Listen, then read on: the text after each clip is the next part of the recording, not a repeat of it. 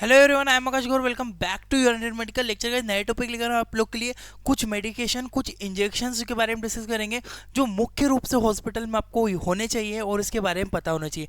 Emergency cases में इनका इस्तेमाल किया जाता है और बहुत ज़्यादा इस्तेमाल करते हैं। इनका आपको एक एक पॉइंट डिटेल से समझना होगा। देखिएगा, सबसे पहला जो आईवी इंजेक्शन आता है वो होता है हमारा मैनिटोल इन्फ्यूज़न। देखिएगा, इस मैनिटोल इन्फ्यूज़न कुछ ये होता है, इस इन्फ्यूज़न का बहुत ज़्यादा इस्तेमाल करते हैं कुछ स्पेशल केसेस में, जैसे कि यह इंजेक्शन मस्तिष्क और आंखों में लगने वाले प्रेशर को कम करता है और यूरिन की मात्रा को भी बढ़ा देता है। देखिए, कभी कोई ऐसा पेशेंट आता है इमरजेंसी केसेस में, मैं बताऊंगा उसका, आंखों में और सर में इतना ज़्यादा दबाव रहता है, उसको प्रेशर टाइप का बना हुआ रहता है। उस प्रेशर को कम करने के लिए, डाउन करने के लिए हम लोग मैनिटोल का इस्तेमाल करते हैं। आईवी इन्फ्यूज़न ये होता है। लो इंट्राक्रेनियल प्रेशर मरीज का हमको लो इंट्राक्रेनियल प्रेशर है उसको लो करने के लिए इस्तेमाल करेंगे।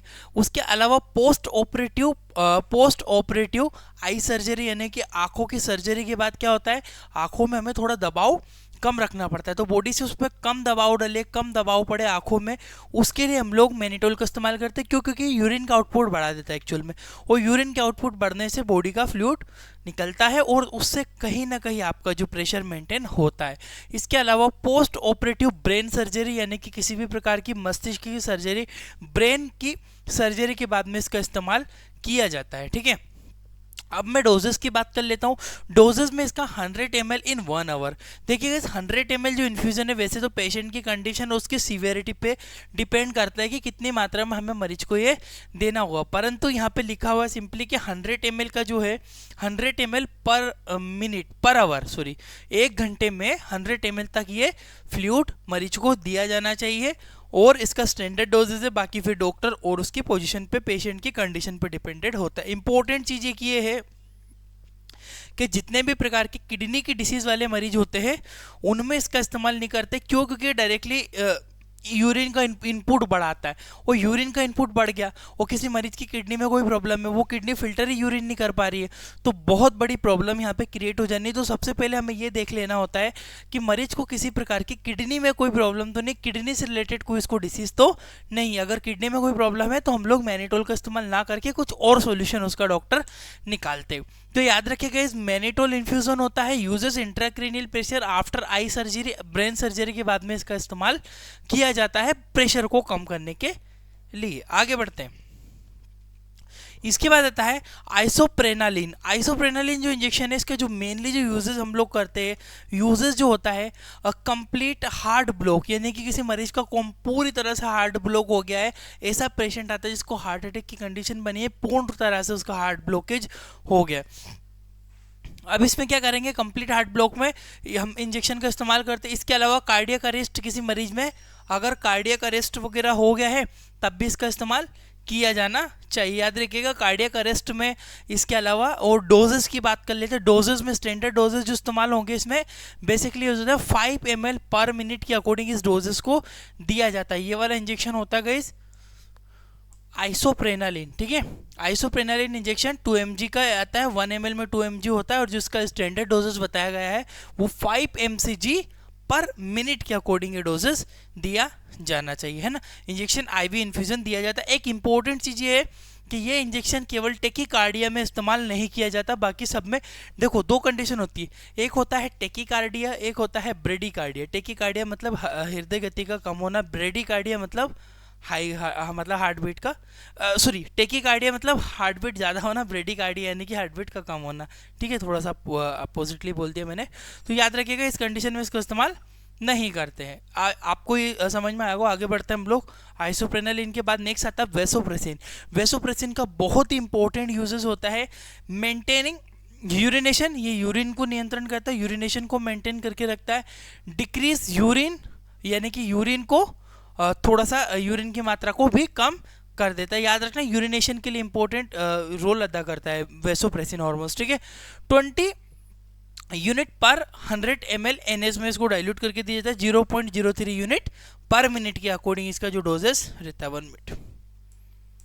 इसका जो डोजेस बताया गया, डोजेस अब इंपॉर्टेंट है, याद रखिएगा कि 20 यूनिट पर 100 ml में होता है और 0.03 यूनिट पर मिनट के अकॉर्डिंग इसको दिया जाना। इंपॉर्टेंट चीज ये इंजेक्शन किसी भी प्रकार की कोरोनरी आर्टरी डिसीज में इस्तेमाल नहीं होता। कोरोनरी आर्टरी डिसीज अगर किसी को है तो इस्तेमाल नहीं करना है, इस्तेमाल नहीं किया जाना चाहिए होता उस कंडीशन में, ठीक है।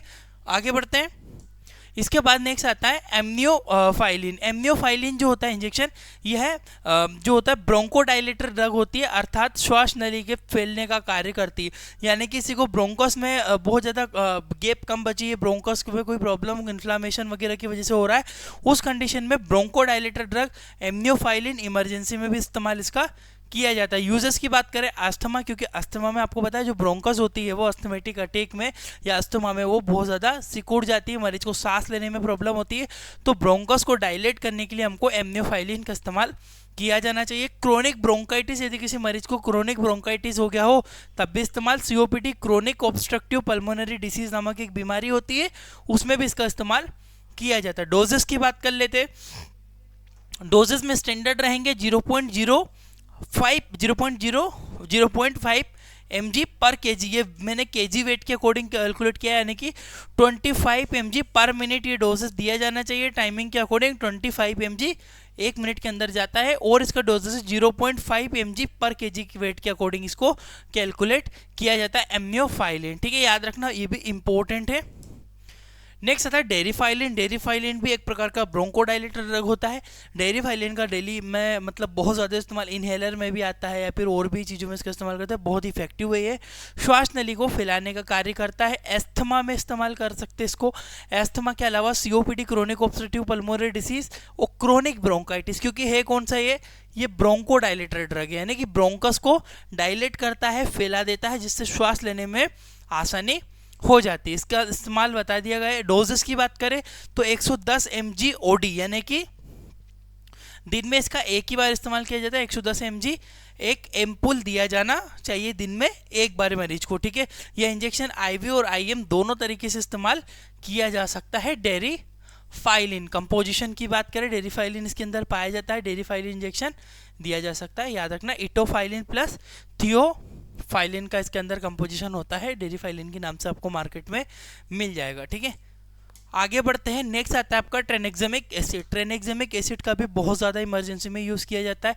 यह इंजेक्शन जल्दी मतलब यह इंजेक्शन रक्त को जमा देने के कार्य करता है, ब्लीडिंग में मेनली काम करता है। किसी मरीज को किसी कारण से ब्लीडिंग यदि हो रही है, इमरजेंसी में ब्लीडिंग यूज़ होती है, तो इसमें इस्तेमाल करते हैं।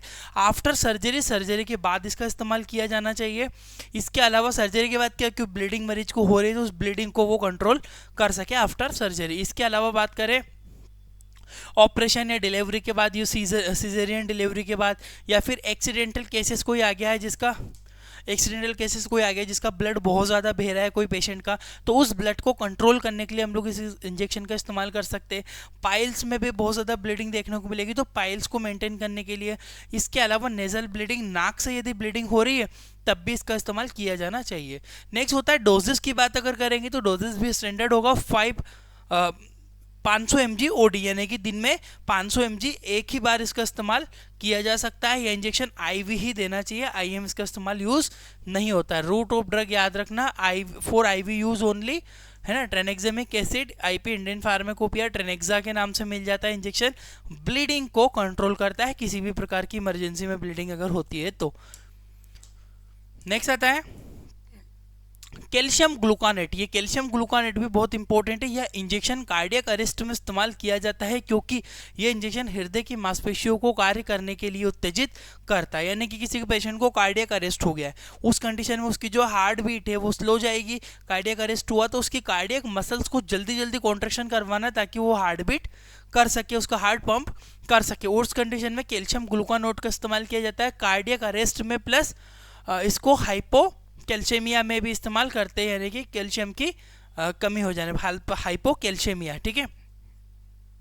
इसके अलावा डोजेस की बात करें तो डोजेस में स्टैंडर्ड रहेंगे 95 mg OD, दिन में एक बार इस्तेमाल किया। OD का मतलब होता है दिन में एक बार देना। यह इंजेक्शन IV और IM दोनों तरीके से इस्तेमाल किया जा सकता है। कैल्शियम ग्लूकोनेट का ये वाला जो इंजेक्शन होता है 95 mg का अवेलेबल है। स्टैंडर्ड डोजेस याद रखना, 95 mg एक इंजेक्शन दिन में एक बार दिया जा सकता है पेशेंट को, ठीक है। कार्डियक अरेस्ट में और पेशेंट की सीवियरिटी पे डिपेंड करता है कि कितने सीवियरिटी पेशेंट की होती है। नेक्स्ट आता है एड्रेनलिन, एड्रेनलिन भी बहुत इंपॉर्टेंट है जो कि आपको याद होना चाहिए। एंजाइमेटिक इंजेक्शन होता है जो कि मसल यानी कि मांसपेशियों में रक्त प्रवाह को बढ़ा देता है। मसल्स में यदि ब्लडिंग अगर ब्लड फ्लो अगर बढ़ाना है तो उस कंडीशन में इसका इस्तेमाल करते हैं। यह हृदय के ऐसे नोड पर कार्य करता है जिससे हृदय ठीक प्रकार से कार्य कर सके। हार्ट पे भी इफेक्ट करेगा जो कि हार्ट की जो मांसपेशियां है उनमें अच्छे से ब्लड फ्लो करेगा ताकि वो जल्दी से पंपिंग में हेल्प कर सके, कॉन्ट्रैक्शन में मदद कर सके, ठीक है। कार्डियक अरेस्ट में इसका इस्तेमाल कर सकते हैं मेनली। इसके अलावा एनाफाइलेटिक शॉक, एनाफाइलेटिक शॉक क्या होता है? एक सीवियरिटी प्रकार की एक बहुत इंपॉर्टेंट एक एलर्जी होती है जिसमें होठ सूज जाते हैं, आंखें सूज जाती, पूरी स्किन डैमेज होने लगती है, उसको एनाफाइलेटिक शॉक या कि फिर हम लोग उसके सीवियर एलर्जी के कहते हैं। इसके अलावा सुपरफिशियली ब्लीडिंग, यदि सुपरफिशियली ब्लीडिंग हो रही है तब भी इसका इस्तेमाल कर सकते हैं। साइड इफेक्ट भी इसमें कुछ देखे जाते गए जैसे कि नोजिया, वोमिटिंग, डिजीनेस, स्वेलिंग और ब्रीथिंग डिफिकल्टी। इस तरह की समस्या अगर देखने को मिलती है तो इसका इस्तेमाल बंद करना चाहिए और इमिडिएटली इसके जो सिम्टोमेटिक ट्रीटमेंट है पेशेंट को किया जाना चाहिए। तो याद रखिएगा इंपॉर्टेंट है cardiac arrest plus anaphylactic shock, superficially bleeding में इस्तेमाल होता है एड्रेनलिन इंजेक्शन। नेक्स्ट आता है एट्रोपिन इंजेक्शन। एट्रोपिन इंजेक्शन जो होता है बेसिकली ये इंजेक्शन पैरासिम्पैथेटिक नर्वस सिस्टम पे कार्य करता है। Atropine directly parasympathetic nervous system पे काम करता है। यूज जो होता है ब्रेडिकार्डिया में यूज करते हैं। ब्रेडिकार्डिया में यानी कि हृदय गति का कम हो जाना, टेकिकार्डिया मतलब हृदय गति का ज्यादा हो जाना, ठीक है। इसके अलावा बात करते हैं हम लोग ऑर्गेनोफॉस्फेट पॉइजनिंग। एक ऑर्गेनोफॉस्फेटिक पॉइजनिंग होता है यानी कि फसलों में दी जाने वाली फसल का कीटनाशक के दवाइयाँ पीने पर, यानी कि कोई मरीज जिसने फसल वगैरह की दवाई पी ली हो, जो कीट मारने वाली दवाई ले लेते हैं ना, तो उसमें ऑर्गेनोफॉस्फेट पॉइजनिंग हो जाता है। उस कंडीशन में हम एट्रोपिन इंजेक्शन का इस्तेमाल करते हैं। डोजेस जो रहेंगे स्टैंडर्ड पेशेंट के अकॉर्डिंग रहेंगे, कंडीशन के अकॉर्डिंग लेंगे, इसलिए इसका डोजेस नहीं लिया है। इसमें कुछ साइड इफेक्ट देखने को मिलेंगे जैसे कि ब्लर विजन हो गया पेशेंट को, डिजीनेस हो गया, सीवियर चेस्ट पेन हो गया, या फिर स्टॉप यूरिनेशन यानी कि यूरिन आउटपुट उसका कम हो गया। इस प्रकार के अगर साइड इफेक्ट देखने को मिले तो ये इमीडिएटली बंद करना चाहिए और इसके जो सिम्टोमेटिक ट्रीटमेंट है वो पेशेंट को दिया जाना चाहिए। आखिरी में आता है आपका important digoxin injection. Digoxin injection जो है हार्ट फेलियर में, दिल के दौरे में इस्तेमाल करते हैं इस इंजेक्शन का। इमरजेंसी में ये हृदय अपनी धड़कन गति खो दे या धड़कन बंद हो जाए तब डिगॉक्सिन इंजेक्शन इस्तेमाल किया जाता है। ये IV 250 mcg इसका स्टैंडर्ड डोजेज है, याद रखना इंपॉर्टेंट है standard doses. Straight dose immediately 250 mg मरीज को एक बार में देना होता है IV रूट से। नोजिया, वोमिटिंग, कंफ्यूजन और डायरिया या फिर इरेगुलर हार्टबीट, इस तरह की दिक्कतें साइड इफेक्ट होने पर देखने को मिल सकती है जिसका सिम्टोमेटिक ट्रीटमेंट किया जा सकता है। जो डिगॉक्सिन इंजेक्शन है ये भी बहुत इंपॉर्टेंट है, आपको माइंड में रखना होगा। नेक्स्ट आता है नाइट्रोग्लिसरीन इंजेक्शन। नाइट्रोग्लिसरीन इंजेक्शन जो होता है हाइपर टेंशन में इस्तेमाल किया जाता है नाइट्रोग्लिसरीन इंजेक्शन का, ठीक है। इससे भी side effect nausea, vomiting type का या फिर ब्रीथिंग प्रॉब्लम, हेडेक या फिर डिजीनेस जैसी दिक्कतें आपको देखने को मिल सकती है नाइट्रोग्लिसरीन में, जो कि मुख्य रूप से इस्तेमाल किया जाता है आपका हाइपरटेंशन में, ठीक है। नेक्स्ट आता है आपका हाइड्रोकोड। हाइड्रोकोड बहुत ज़्यादा इस्तेमाल होता है, इंपॉर्टेंट है। एलर्जी रिएक्शन अगर हो गई हो या ऑटो इम्यून डिसीज हो गई हो, इसके अलावा यदि किसी पेशेंट के हार्ट बीट में बहुत ज़्यादा बढ़ रही हो, सेचुरेशन फॉल हो रहा हो, किसी भी मरीज का SpO2 डाउन, SpO2 डाउन हो रहा हो, सेचुरेशन फॉल हो रहा हो, उस कंडीशन में भी हम लोग इसका इस्तेमाल हाइड्रोकोड का कर सकते हैं उसका सेचुरेशन मेंटेन करने के लिए, ठीक है। Nausea, vomiting, headache, chest pain, breathing difficulty या फिर स्किन रैशेस, इस तरह की दिक्कतें आपको इसमें भी देखने को मिलेगी साइड इफेक्ट होगा तो। नेक्स्ट आता है आपका डोपामिन इंजेक्शन। डोपामिन जो इंजेक्शन होता है ये होता है हाइपोटेंशन यानी कि रक्त दाब का कम हो जाने पर इस्तेमाल कर सकते हैं। हाइपोटेंशन में इस्तेमाल करते हैं। नोजिया, वोमिटिंग, इस प्रकार के ब्लर विजन, इरेगुलर हार्टबीट जैसी आपको दिक्कतें इसमें भी साइड इफेक्ट हो सकते हैं। तो साइड इफेक्ट मैं बस इसलिए बता रहा हूँ कि आपको माइंड में रहे कि कभी कभी पेशेंट को देखने को मिले तो आप उसका सिम्टोमेटिक ट्रीटमेंट कर पाओगे। नेक्स्ट आता है डोब्यूटामिन। डोब्यूटामिन जो इंजेक्शन है हार्ट फेलियर में यानी कि दिल के दौरे में ही इसका स्पेशली यूज करते हैं। यह इंजेक्शन तुरंत ही हृदय गति को और मांसपेशियों को उत्तेजित करता है जिससे हृदय पुनः धड़कने लग जाते हैं, मतलब पुनः धड़कने लग जाता है। मतलब कैंसर्स में क्या होता है फिर से वो अपनी हार्ट बीट वापस लेकर आता है। डोब्यूटामिन इंजेक्शन होता है बहुत इंपॉर्टेंट है, कुछ साइड इफेक्ट दिए गए कभी देखने को मिले तो आप सिम्टोमेटिक ट्रीटमेंट इसका कर सकते हो, ठीक है। रूट जो है इसका जो रूट रहेगा वो भी IV यूज रहेगा, IV infusion after dilution only, ठीक है। डाइल्यूशन के बाद, डाइल्यूट करने के बाद इसको आईवी ही इस्तेमाल करना चाहिए। अगर इस तरह की डिटेल आपको चाहिए, इस तरह का और भी लेक्चर आपको चाहिए, प्ले स्टोर पे जाओ, इंडियन मेडिकल लेक्चर सर्च करना, हमारी खुद की बुक है जो कि पीडीएफ के रूप में हम प्रोवाइड करते हैं। डिस्क्रिप्शन में भी लिंक है, कमेंट बॉक्स में भी लिंक है, वहाँ पर आप लोग डायरेक्टली जाकर एप्लीकेशन को डाउनलोड कीजिएगा, वहीं पर फ्रंट में डाला हुआ है 950 रुपये बुक या किताब खरीदे, उस चीज़ को आप परचेस कर सकते हो। उसमें बहुत सारी चीज़ें आपको डिटेल से, इस तरह के लेक्चर्स विथ उनके नोट्स, ये सारे नोट्स और बुक भी, सारी चीज़ें आपको मिल जाएगी। Thank you for watching guys, आपका अपना इंडियन मेडिकल लेक्चर।